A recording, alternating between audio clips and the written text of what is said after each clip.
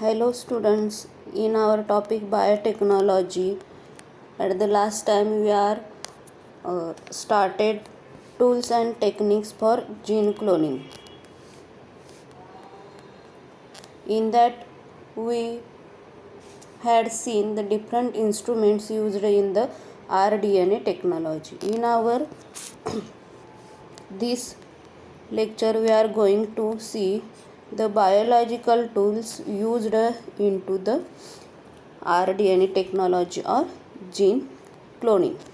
या लेक्चरमध्ये आपण काय बघणार आहे बघा, तर कोणकोणते बायोलॉजिकल टूल्स हे जीन क्लोनिंग किंवा rDNA टेक्नॉलॉजीमध्ये यूज केले जातात. मग हे जे बायोलॉजिकल टूल्स आहेत they are of 3 types: enzymes, then cloning vectors or vehicle DNA, and competent host or cloning organisms. These 3 biological tools are used in the gene cloning or rDNA technology.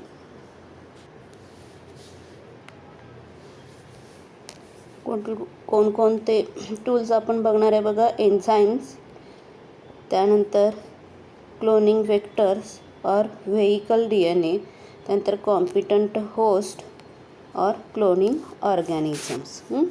त्यामध्ये first आपण बघणार आहे काय बघा, enzymes. Enzymes म्हणजे काय आपल्याला माहीत आहे. एन्झाइम्स म्हणजे काय, ते कशासाठी यूज केले जातात. मग rDNA टेक्नॉलॉजीमध्ये सुद्धा हे एन्झाइम्स यूज केले जातात. एन्झाइम कशासाठी यूज करतात बघा, to accelerate the rate of reaction. मग इथं सुद्धा जीन क्लोनिंगमध्ये जे काय डिफरंट रिॲक्शन्स आपण करणार आहे किंवा डिफरंट प्रोसेसेस करणार आहे त्यासाठी एन्झाइम्सची आवश्यकता असते. मग इथं कोणकोणते एन्झाइम्स आपण यूज करणार आहे, तर there are different enzymes are used in gene cloning. That are lysozymes, nucleases or restriction enzymes, DNA ligases, DNA polymerases, alkaline phosphatases and reverse transcriptase. बघा ही जी नावं आहेत एन्झाइमची, we already seen all these enzymes in the DNA replication. बघा ज्यावेळी आपण DNA replication, त्याचबरोबर protein synthesis,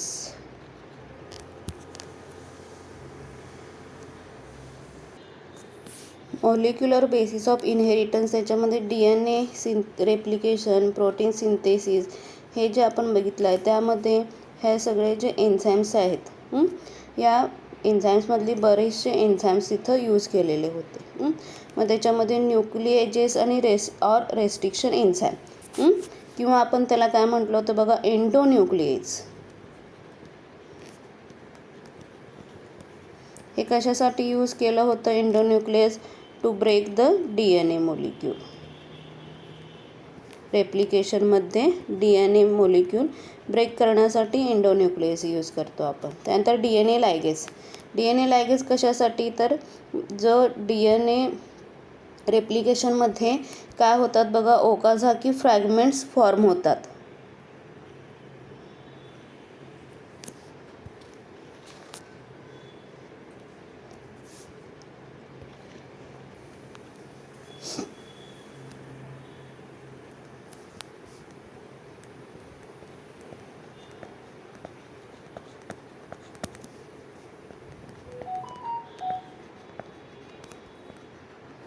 हे जे ओकाझाकी फ्रॅगमेंट्स आहेत, म्हणजेच DNAचे फ्रॅगमेंट्स तयार झाले होते ते जोडण्यासाठी काय केलं, तर DNA लायगेज हा एन्झाइम यूज केला. मग इथे सुद्धा आपण काय करणार आहे, तर ब्रेक झालेला DNA किंवा DNAचे जे फ्रॅगमेंट्स आहेत ते जोडण्यासाठी आपण काय करणार आहे, हा DNA लायगेज एन्झाइम यूज करणार आहे. त्यानंतर DNA पॉलिमरेज कशासाठी, तर DNA स्टँड फॉर्म करण्यासाठी DNA पॉलिमरेज एन्झाइम यूज केला जातो. त्यानंतर अल्कलाइन फॉस्फेटेज हा एन्झाइम कशासाठी, तर आपल्याला माहिती आहे की DNAचे 2 स्टँड असतात. या 2 स्टँडमध्ये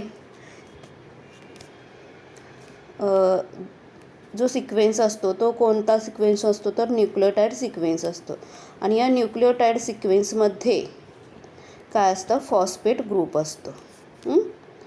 मग हा जो फॉस्फेट ग्रुप आहे हा फॉस्फेट ग्रुप त्यात ॲड होण्यासाठी काय केला जातो तर हा अल्कलाईन फॉस्फेटेज एन्झाईम यूज केला जातो.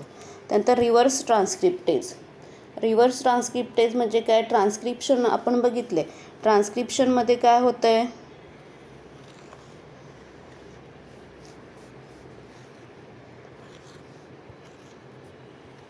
ट्रान्सक्रिप्शनमध्ये आपण काय करतो DNA वरून RNA फॉर्म करतो.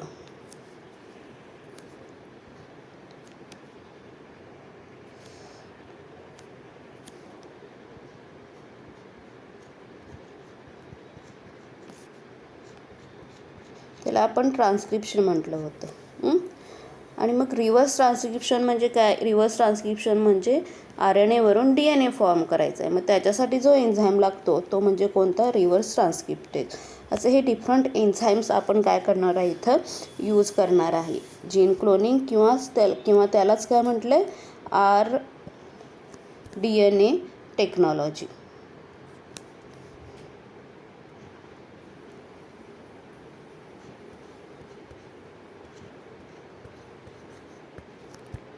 म्हणजेच काय recombinant DNA technology.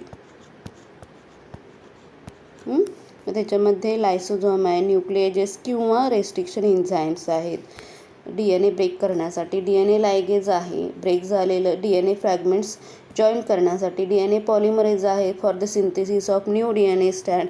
Alkaline phosphatase आहे फॉस्फेट ग्रुप ॲड करण्यासाठी. आणि रिव्हर्स ट्रान्सक्रिप्टेज आहे RNA वरून DNA फॉर्म करण्यासाठी. मग याच्यामध्ये आपल्याला जो बघायचा एन्झाईम महत्त्वाचा जो एन्झाईम आहे तो म्हणजे कुठला आहे रेस्ट्रिक्शन एन्झाईम किंवा त्यालाच काय म्हटले आपण न्यूक्लिएजेस.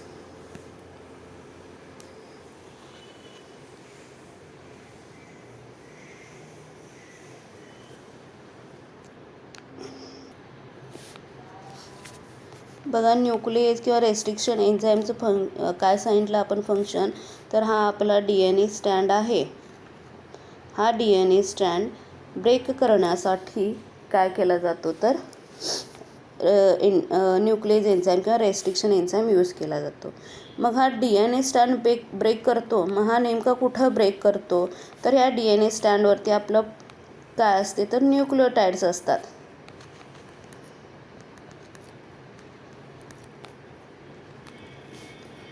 ह्या न्यूक्लियोटाईडमध्ये काय काय असते तर इथं काय असते नायट्रोजन बेस असतो. ॲडेनिन, थायमिन, ग्वानिन, सायटोसिन यापैकी कुठला तरी एक काय असतो नायट्रोजन बेस असतो. ह्या नायट्रोजन बेसला काय अटॅच्ड असतो पेंटोज शुगर. स्ट्रक्चर आपण बघितलं आहे ऑलरेडी DNA स्टँडचं RNA स्टँडचं. इथं पेंटोज शुगर आणि या पेंटोज शुगरला काय असतो तर फॉस्फेट ग्रुप अटॅच्ड असतो.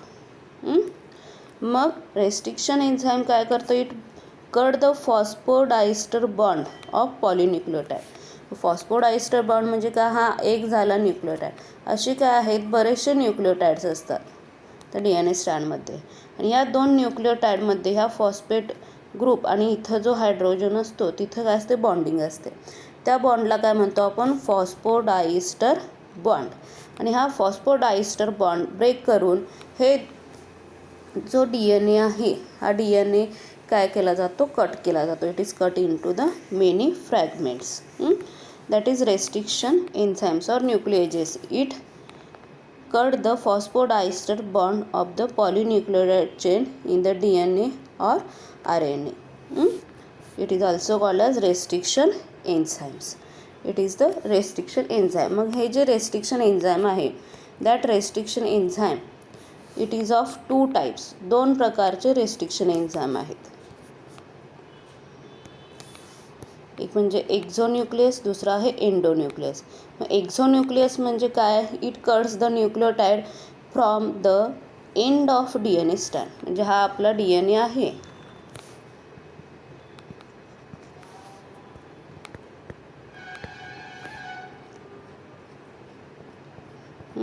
तर हा DNA कुठं ब्रेक करतो at the end of the DNA stand. म्हणजे DNAच्या एका एंडला किंवा टोक जो असतो तिथं काय करतोय हा DNA ब्रेक करायचं काम करतो आहे, दॅट इज एक्झोन्यूक्लियस. आणि एंडोन्यूक्लियस काय करणार आहे, हा आपला DNA आहे. या DNAला एंडला नाही तर कुठेतरी मध्ये, म्हणजे समजा आपण इथं कन्सिडर करूया,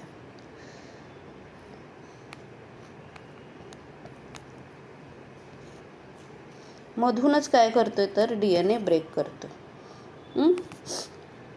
त्याला काय म्हटलं, endonuclease. It cuts nucleotides within the DNA strand.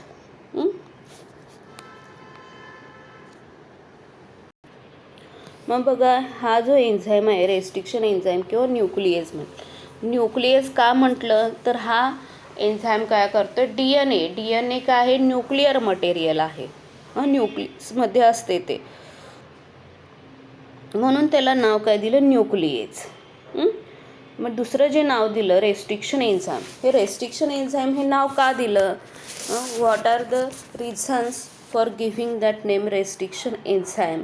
तर त्याच्यामध्ये काय होते बघा, the name restriction enzyme is given because they are used by the bacteria to describe various viral DNA that might enter in the cell, thereby restricting the potential growth of virus.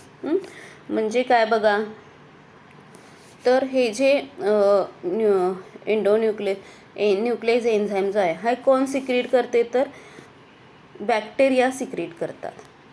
हे कधी secrete करतात, समजा एखादं viral DNA किंवा एखादं viral infection त्या बॅक्टेरियाला झालं, म्हणजे बॅक्टेरिओफेजेस माहिती आहे आपल्याला. बॅक्टेरिओफेज म्हणजे काय, these are the viruses which eat बॅक्टेरियाला खाऊन टाकतात व्हायरसेस. म्हणजे तिथं व्हायरल इन्फेक्शन झालं त्या बॅक्टेरियाला, तर त्या व्हायरसचा जो DNA आहे, त्या DNAचे जे पोटेन्शियल ग्रोथ आहे, तर ते रेस्ट्रिक्ट करण्यासाठी हा एन्झाईम ते बॅक्टेरिया सिक्रेट करतात, म्हणून त्यांना काय म्हटलेलं आहे, रेस्ट्रिक्शन एन्झाईम. रेस्ट्रिक्शन म्हणजे आपल्याला माहीत आहे की रेस्ट्रिक्शन म्हणजे इनहिबिट करतात किंवा ते फंक्शनिंग होऊ देत नाहीत. मग हे बॅक्टेरिया काय करतात, हे एन्झाईम सिक्रीट करतात, ज्यामुळं काय होते, त्यांना ज्या व्हायरसचं इन्फेक्शन झालेलं असते त्याची पोटेन्शियल ग्रोथ ते आपल्या बॉडीमध्ये होऊ देत नाहीत ह्या एन्झाईममुळं. मग इथं the bacteria protect its own DNA from nucleolytic attack by the blocking the enzyme action. इथं काय होतं बघा, व्हायरस ज्यावेळी त्या बॅक्टेरियामध्ये एंटर करतो, त्यावेळी काय करणार आहे तो व्हायरस, तर त्या बॅक्टेरियाचा पूर्णपणे न्यूक्लिअर मटेरियल जे असेल DNA किंवा RNA त्याच्यावरती कंट्रोल करत असते, आणि ते म्हणजेच काय करते, तर त्याचं बॅक्टेरियाचा DNA खाऊन टाकते, आणि मग व्हायरसचा DNA तिथं जो असतो तो काय करतो, पूर्ण बॅक्टेरियाचं फंक्शनिंग कंट्रोल करत असतो. मग हे असं होऊ नये, मग त्या स्वतःला बॅक्टेरियाला प्रोटेक्ट करायचं असते, त्याचा DNA जो आहे तो त्याला तसाच ठेवायचा असतो आहे, म्हणून तिथं काय केलं जातो, हा एन्झाईम सिक्रीट केला जातो. That restriction enzyme is known as molecular scissors because they cut the DNA molecule. Restriction एन्झाईमला आणखीन एक नाव काय दिलं आहे बघा, मोलिक्युलर सीजर्स. याशिवाय आणखीन बरीचशी नावं आहेत, मोलिक्युलर सीजर, त्यानंतर मोलिक्युलर स्काल्पेल, बायोलॉजिकल सीजर्स, अशी बरीचशी नावं त्या रेस्ट्रिक्शन एन्झाईम्सला दिलेली आहेत. कारण का, तर सीझरचं काम काय आहे, कट करणे. तर काय करते, हे DNA कट करायचं काम करते, DNA मोलिक्यूल कट करायचं किंवा ब्रेक करायचं काम हे करत असते, म्हणून त्याला नाव काय दिले, मोलिक्युलर सीजर्स. मग हे ज्यावेळी न्यूक्लियस एन्झाईम किंवा रेस्ट्रिक्शन एन्झाईम DNA ब्रेक करणार, तिथं काय होणार आहे, DNAचे फ्रॅगमेंट्स तयार होणार आहे. मग हे फ्रॅगमेंट्स कसे असतात बघा, तर हे जे फ्रॅगमेंट्स आहेत काही वेळेला कसे असतात, विथ ब्लंट एंड.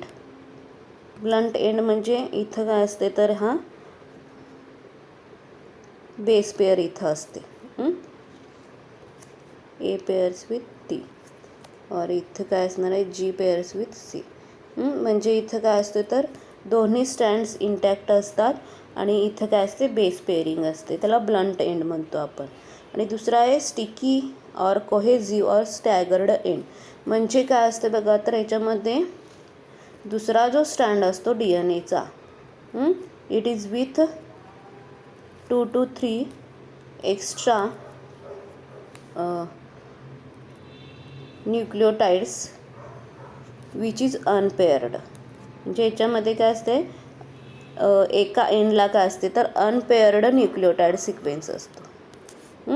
मग हा जो अनपेअर्ड न्यूक्लिओटाइड सिक्वेन्स असतो त्याला काय म्हणतो आपण, स्टिकी एंड किंवा कोहेसिव्ह एंड आणि किंवा स्टॅगर्ड एंड. मग स्टिकी एंड किंवा कोहेसिव्ह एंड का म्हणायचं, स्टिकी म्हणजे चिकटणे म्हणजे काय करते तर हा जो एंड आहे लगेच काय करतो, तिथं समजा दुसरा एखादा DNA फ्रॅगमेंट असेल ज्याच्यावरती हा सिंगल स्टँड ह्याला कॉम्प्लिमेंटरी न्यूक्लिओटाइड असतील, तर तिथं लगेच काय करते ते पेअरिंग करत असते. म्हणजे त्याला ते अटॅच होत असते, चिकटत असते, म्हणून त्याला काय म्हटलं स्टिकी एंड.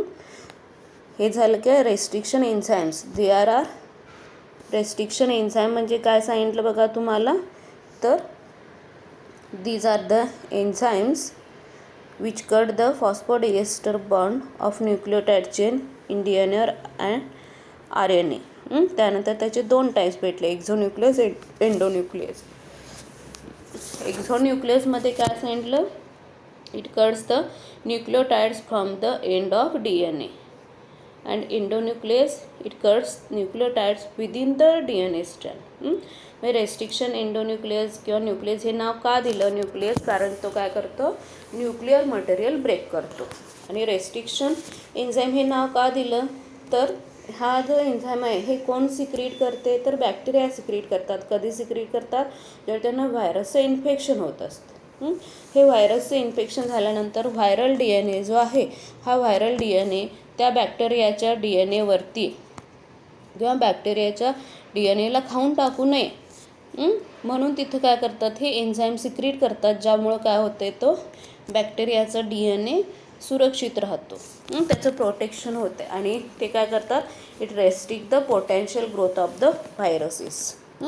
म्हणून त्याला काय म्हटले रेस्ट्रिक्शन एन्झाईम्स म्हटलेलं आहे. त्याचबरोबर काय restriction enzymes these are also known as molecular scissors. का, because they cut the DNA molecule. त्यानंतर मग DNA जो कट केला जातो रेस्ट्रिक्शन एन्झाईम्सनं, त्याच्यामध्ये दोन प्रकारचे फ्रॅगमेंट्स आपल्याला मिळतात DNAचे. एक म्हणजे विथ ब्लंट एंड आणि दुसरा म्हणजे स्टिकी एंड्स. त्यानंतर नेक्स्ट पॉईंट आपण बघणार आहे बघा, इथं तुम्हाला काही एन्झाईम्सची नावं दिलेत. आणि हे एन्झाईम्स जो DNA कट करतो ते DNA सिक्वेन्स जो कट केला जातो ते सिक्वेन्स तिथं दिलेला आहे. बघा LU1 त्याचं सोर्स काय बघा, कुठल्या ऑर्गॅनिझमपासून हे मिळते तर ऑर्थोबॅक्टर ल्युटियस. मग हा जो LU1 रेस्ट्रिक्शन एन्झाईम आहे हा कुठला सिक्वेन्स ब्रेक करतोय, तर जिथं AGCT आणि TCGA हा सिक्वेन्स असेल DNAमध्ये, तर तिथून काय करणार आहे, हा DNAचा सेगमेंट काय करणार आहे, ब्रेक करणार आहे.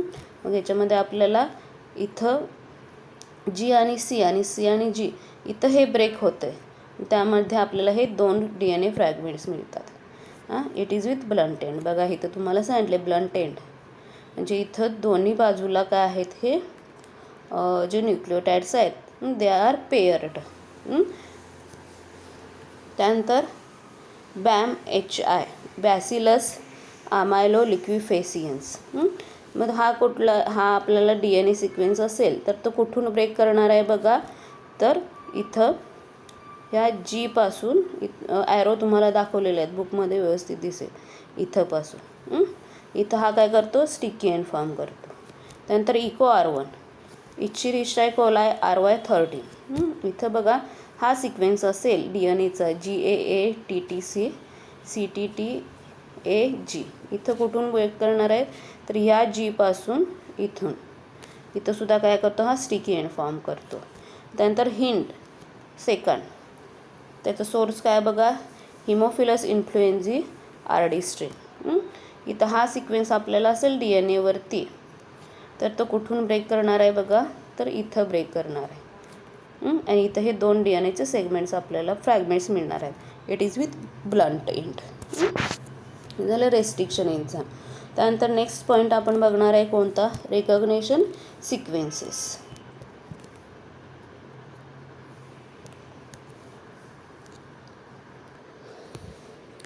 बघा रिकग्निशन सिक्वेन्सेस म्हणजे काय, the sequences recognized by the restriction enzyme with 4 to 8 nucleotides are called recognition sequences or recognition sites.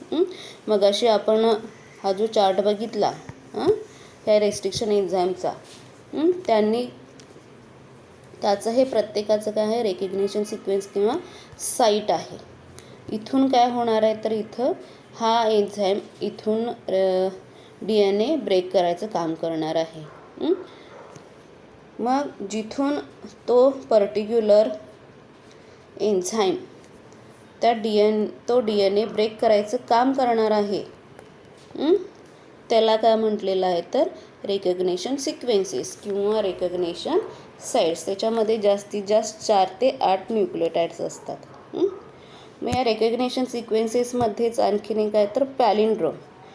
पॅलिंड्रोम म्हणजे काय, तर पॅलिंड्रोम म्हणजे काय, ज्यावेळी आपण DNA ब्रेक करणार, तो ब्रेक केल्यानंतर आपल्याला काय मिळणार आहे तर DNAचा फ्रॅगमेंट मिळणार आहे. मग समजा हा DNAचा फ्रॅगमेंट आहे,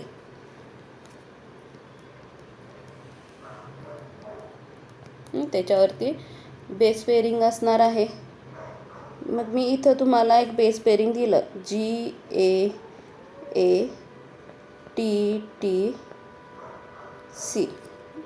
हा एका स्ट्रँडवरती झाला 5 to 3,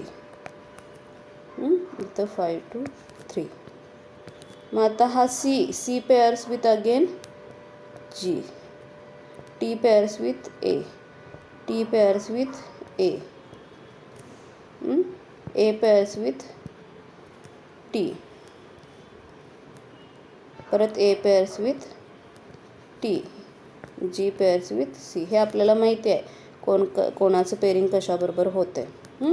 म्हणजे एका स्टँडवरचा हा सिक्वेन्स, दुसऱ्या स्टँडवरचा हा सिक्वेन्स, असे हे 2 स्टँड असणार आहेत आपल्याला. आपण रीड करताना कुठून रीड करतोय तर 5 to 3 प्राईम. मग आता हा खालचा DNA स्टँड आपण रीड केला 5 to 3 प्राईम. न्यूक्लियोटाइड सिक्वेन्स कसं आहे GAATTC, आणि वरचा पण आपण काय करणार 5 to 3 प्राईम रीड करणार. मग इथं सुद्धा काय झालं सिक्वेन्स काय होतं बघा GAATTC, म्हणजे सेम डिरेक्शन 5 to 3 आपण रीड केलं तर त्याचा दोन्ही स्टँडवरचा न्यूक्लियोटाइड सिक्वेन्स काय आला सेम आला. मग ज्यावेळी आपण दोन्ही स्टँडवरचा न्यूक्लियोटाइड सिक्वेन्स रीड करताना सेम डिरेक्शनमध्ये तो सेम असेल तर त्याला काय म्हणणार आहे आपण पॅलिंड्रोम्स म्हणणार आहे.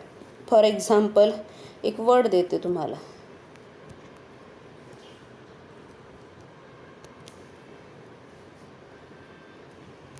NITIN.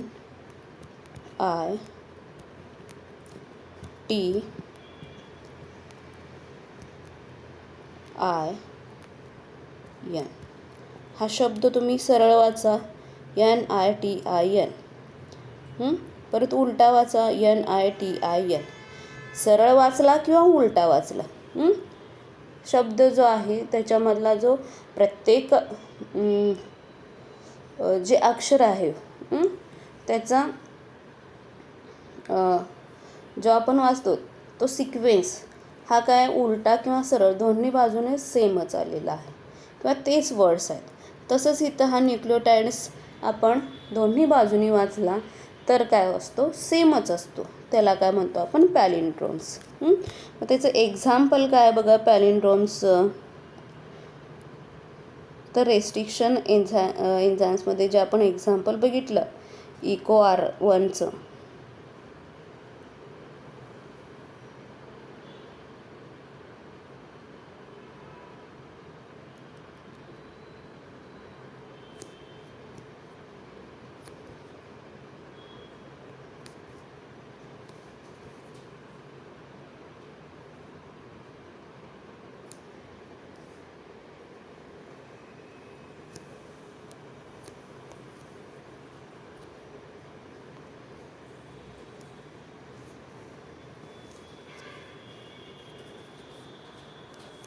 तर इथं EcoR1चं आपण एक्झाम्पल बघितलं बघा.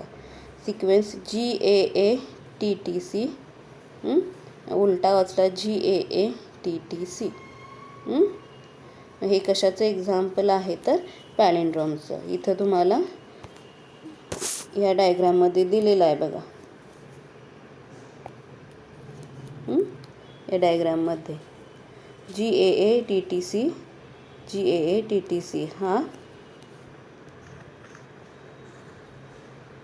ही एवढी काय आहे रिकग्निशन साईट आहे किंवा रिकग्निशन सिक्वेन्स आहे.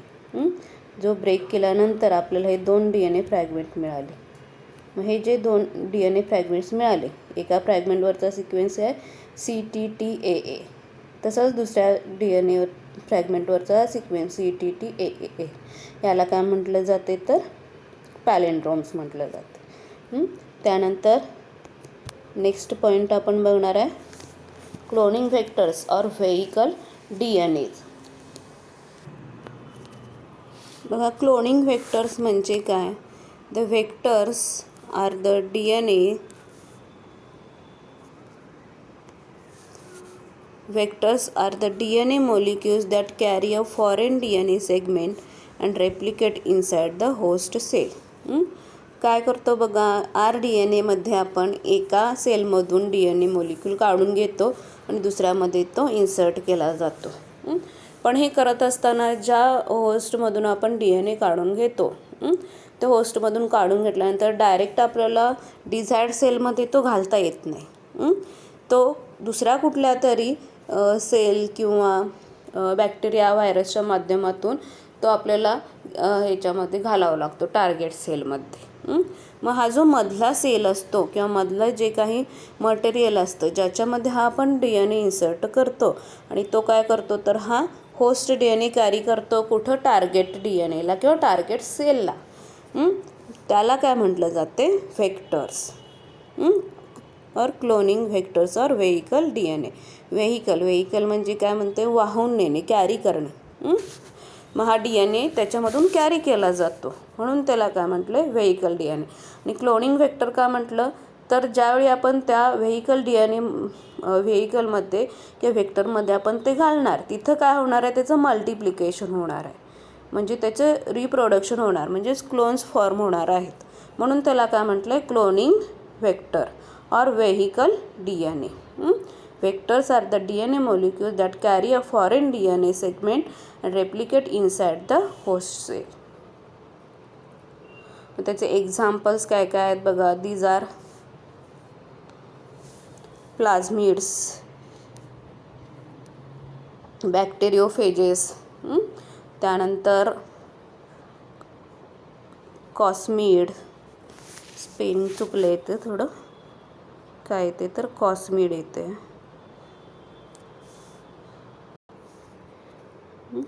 कॉस्मिड, फॅगमिड्स, नंतर BAC means bacterial artificial chromosomes, YAC means yeast artificial chromosomes, त्यानंतर ट्रान्सपोझोम्स, बक्युलो व्हायरसेस आणि MAC means mammalian artificial chromosomes. हे सगळे काय तर व्हेक्टर्स आहेत.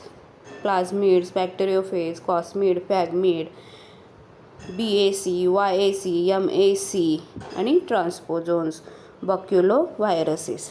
याच्यामधले कॉमनली युज्ड व्हेक्टर्स कुठले आहेत बघा, जे नेहमी वापरले जातात, तर त्याच्यामध्ये प्लाझमिडमध्ये आहे PBr322, PUC आणि TI प्लाझमिड. प्लाझमिड म्हणजे काय माहिती आहे तुम्हाला, 11मध्ये झालेलं आहे. These are extra chromosomal DNA और मटेरियल. त्यानंतर बॅक्टेरियोफेजेस व्हेक्टर्स कुठले आहेत बघा, त्याच्यामध्ये लॅम्बडा फेज आणि M13 फेज, हे दोन. हे जे आहे ते PBr322, PUC, TI प्लाझमिड, त्यानंतर लॅम्बडा फेज आणि M13 फेज, हे जे आहेत हे व्हेक्टर्स काय केले जातात, these are commonly used vectors.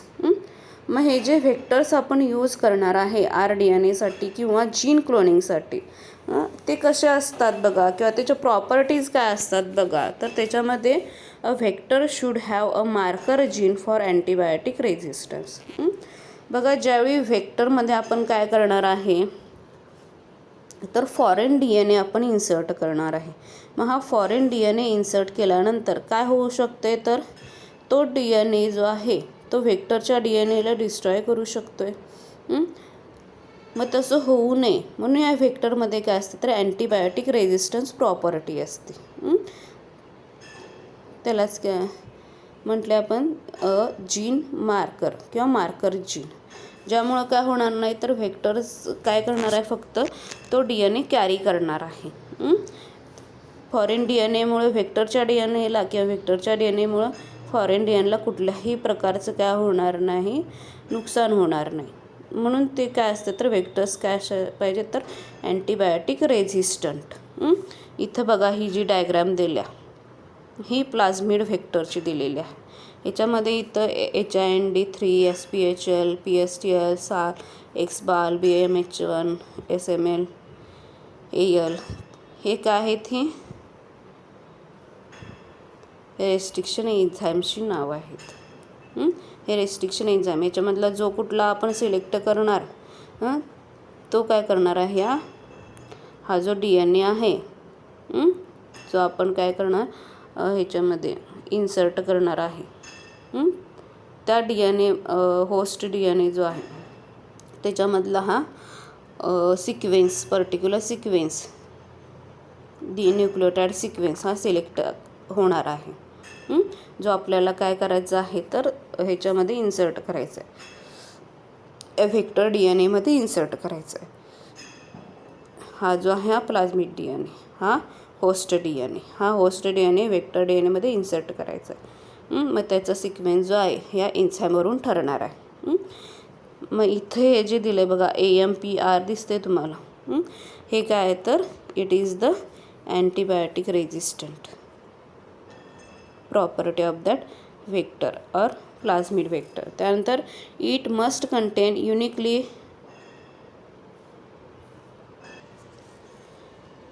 क्लिव्हेज site in one of the marker gene. म्हणजे हे जो मार्कर जीन आहे इथं काय पाहिजे त्याला तर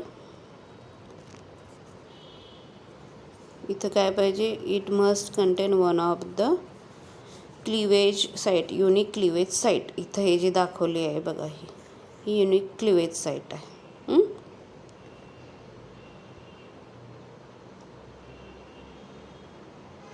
त्यानंतर इथं काय करणार आहे, क्लीव करून तिथं काय करणार आहे होस्ट DNA इन्सर्ट करणार आहे. त्यानंतर it should have at least suitable control elements, promoters, operators, ribosomal binding site for the replication. म्हणजे रेप्लिकेशनसाठी जे काही लागणार आहे, कारण इथं काय होणार पुढं व्हेक्टरमध्ये तर तो हे क्लोनिंग होणार आहे, जीन क्लोनिंग होणार आहे. क्लोनिंग म्हणजेच काय म्हणतो आपण डुप्लिकेशन किंवा रेप्लिकेशन. मग त्यासाठी आपल्याला पर्टिक्युलर सेगमेंट जो असणार आहे DNAचा त्याच्यावरती काय पाहिजे तर हे promoters, operators, the ribosomal binding site for the replication.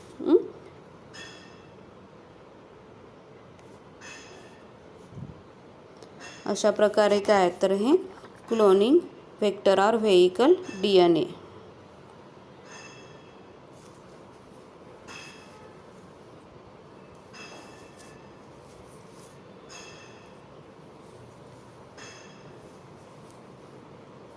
काय काय सांगितलं बघा त्यामध्ये तर क्लोनिंग व्हेक्टर्स म्हणजे काय, vectors are the DNA molecules that carry a foreign DNA segment and replicate inside the host sale.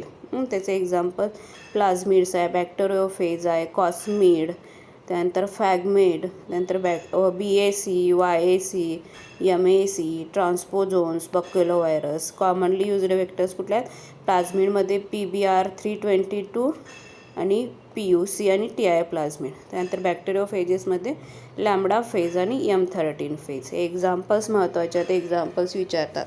त्यानंतर व्हेक्टर्स कसा असला पाहिजे तर vector should have a marker gene for antibiotic resistance. इथं आहे AMPR. त्यानंतर it must contain unique cleavage site in one of the gene marker. इथं आहे ही क्लिव्हेज साईट. त्यानंतर it should have at least suitable control elements, promoters, operators, ribosomal binding site for the replication. बघा आपण काय सांगितलं तर व्हेक्टर्स म्हणून मोस्टली प्लाझमिड्स यूज केले जातात. त्या प्लाझमिड्समध्ये PBr322, PUC आणि TI प्लाझमिड हे कॉमन प्लाझमिड्स आहेत. हे जे प्लाझमिड्स आहेत हे it is most commonly vector in our DNA technology which replicate in E coli. त्याचं रेप्लिकेशन कोणामध्ये होते? E coli. म्हणजे कुठला बॅक्टेरिया इथं व्हेक्टर यूज केला जातो तर प्लाझमिडसाठी, प्लाझमिडच्या रेप्लिकेशनसाठी तर ई कोलाय यूज केला जातो किंवा क्लोनिंगसाठी प्लाझमिडच्या ई कोलाय यूज केला जातो. हे झालं काय ॲनिमल्समध्ये किंवा अदर ऑर्गॅनिझम्समध्ये. प्लांट्समध्ये काय होतं आहे? प्लांटमध्ये कुठला प्लाझमिड यूज केला जातो तर जो आपण मगाशी बघितला TI प्लाझमिड. TI प्लाझमिड जो आहे हा प्लांटसाठी यूज केला जातो. प्लांटमध्ये जे काही जीन क्लोनिंग किंवा RDNA तयार केला जातो तिथं हा TI प्लाझमिड यूज केला जातो. मग हा जो TI प्लाझमिड आहे हा आपल्याला कुठून मिळतो बघा तर it is found in the Agrobacterium tumefaciens. Agrobacterium tumefaciens it is a soil bacterium which causes plant disease called crown gall. Crown gall म्हणजे काय तर प्लांट असते आपलं, प्लांटचा हा जो फांद्या किंवा बुंदा असतात तिथं काय होते तर मोठमोठे गुठळ्या तयार होतात तर फांद्यांवरती किंवा पानांवरती. तर ते आपल्याला कसं दिसते तर मोठमोठे गोल किंवा राऊंड स्ट्रक्चर आपल्याला ते दिसते. त्याला काय म्हटले? क्राऊन गाल म्हटलेलं आहे. मग हा soil bacterium Agrobacterium tumefaciens it causes the plant disease that is crown gall. मग याच्यामध्ये हे मोठमोठं गोल राऊंड स्ट्रक्चर दिसतात म्हणून त्याला काय म्हटलेलं आहे तर ट्यूमर म्हटलेलं आहे. These are tumour like structure are over, तिथं काय झालं असतं ओव्हर ग्रोथ झालेली असते ते प्लांट सेल्सची म्हणून त्याला ट्यूमर म्हटलेलं आहे. मग या ट्यूमरमध्ये काय असतात बघा, the bacterium has a plasmid called TI plasmid. त्या ट्यूमरमध्ये किंवा त्या गालमध्ये, क्राऊन गालमध्ये हे प्लाझमिड असतो. कुठला प्लाझमिड तर हा TI प्लाझमिड. आणि ह्या TI प्लाझमिडवरती काय असतं ट्रान्सपोझोन असतात. म्हणजे हा जो प्लाझमिड असणार त्याच्यावरती DNA सिक्वेन्स असणार ना. एक्स्ट्रा क्रोमोझोमल मटेरियल म्हटले आपण प्लाझमिड म्हणजे याच्यावरती न्यूक्लियोटाइड सिक्वेन्स असणार आहे. मग हा TI प्लाझमिडमध्ये काय असतात हे ट्रान्सपोझोन्स असतात. त्या ट्रान्सपोझोनला काय म्हटले? tDNA. ट्रान्सपोझोन्स म्हणजे काय असतात बघा तर ट्रान्सपोझोन्स म्हणजे हा पर्टिक्युलर न्यूक्लियोटाइड सिक्वेन्स असतो जो काय करतो त्याची मूळची जागा सोडून दुसऱ्या जागेवरती काय होत असतो तर मायग्रेट होत असतो. त्यामुळे इथला हा न्यूक्लियोटाइड सिक्वेन्स काय झाला? डिस्टर्ब झाला किंवा डिस्ट्रॉय झाला आणि तो कुठं आला? नव्या जागी आला. त्याला ट्रान्सपोझोन्स म्हटलं जातं. म्हणजे न्यूक्लियोटाइड सिक्वेन्सची जागा बदलली जाते. कशामुळं तर ह्या TI प्लाझमिडमध्ये, कारण त्याच्यामध्ये हे ट्रान्सपोझोन्स असतात. त्या ट्रान्सपोझोनला काय म्हटले? tDNA.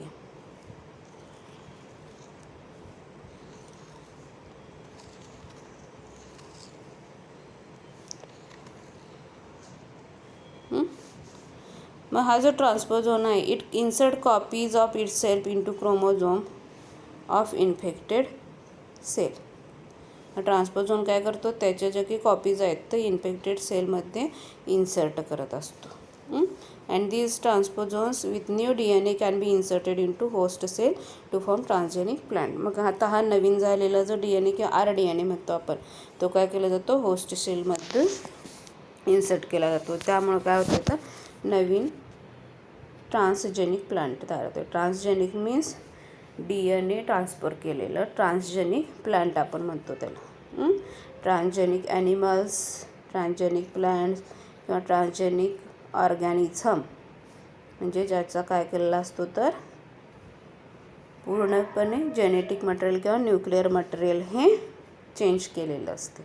अशा प्रकारे काय असतं हा TI प्लाझ्मिड. इथं हे TI प्लाझ्मिडचं स्ट्रक्चर तुम्हाला दिलेलं आहे बघा. काय असते TI प्लाझ्मिड कुठं असतो तर ॲग्रोबॅक्टेरियम ट्युमिफेसियन्स हा सॉईल बॅक्टेरिया आहे which causes the crown gall disease in plant. In that there is a formation of tumor on the plant, and in that tumor there is a presence of that TI plasmid which is responsible for the formation of that tumor. The TI plasmid is having transposons. Transposons means these are small DNA segments which can be moved from one place to another place. These are transposons. And that transposon in TI plasmid it is called as tDNA. And that tDNA it insert the copies of itself into chromosome of infected cell. आणि त्यानंतर मग काय करते हा ट्रान्सपोझन with नी DNA can be inserted into the host cell to form transgenic plant. हे झालं प्लाझ्मिड vectors for plant. हे आपण बघितलं काय तर सगळं व्हेक्टर्स बघितले जे यूज करणार आहे क्लोनिंग व्हेक्टर्स. त्याच्यामध्ये प्लाझ्मिड बघितलं आपण. त्यानंतर नेक्स्ट आहे last biological tools. It is a bacteria. हे कॉम्पिटंट होस्ट. कॉम्पिटंट होस्ट म्हणजे तर ज्या होस्टमध्ये आपण तो पर्टिक्युलर डिझायर्ड DNA किंवा डिझायर्ड जेनेटिक मटेरियल काय करणार आहे इन्सर्ट करणार आहे. त्या सेलला काय म्हटले तर कॉम्पिटंट होस्ट किंवा त्या ऑर्गॅनिझमला काय म्हटलं जाते कॉम्पिटंट होस्ट म्हटलं जाते. मग याच्यामध्ये आपण मोस्टली काय यूज करतो तर बॅक्टेरिया. कुठले कुठले बॅक्टेरिया आहेत बघा बॅसिलस, हिमोफिलस, हेलिकोबॅक्टर पायलॉरी आणि ई कोलाय. मोस्टली यूज्ड कुठला आहे ई कोलाय. म्हणजे काय केलं जाते बघा इथं तर आपला डिझायर्ड DNA काढून घेतला जातो. जे जेनेटिक मटेरियल काढून घेतलं जाते ते काय केलं जाते व्हेक्टरमध्ये इन्सर्ट केलं जाते. त्यानंतर तो व्हेक्टर काय केला जातो कॉम्पिटंट होस्टमध्ये इन्सर्ट केला जातो. आणि या कॉम्पिटंट होस्टमध्ये काय होतं त्या DNAचं काय होत असते तर रेप्लिकेशन होत असते आणि तिथं काय होतात मेनी कॉपीज आर फॉर्म्ड.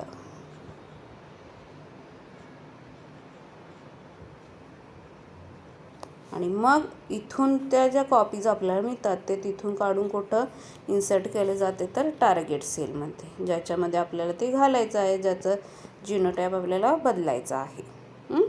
अशा प्रकारे काय ते 3 बायोलॉजिकल टूल्स आहेत जे आपण बघितले.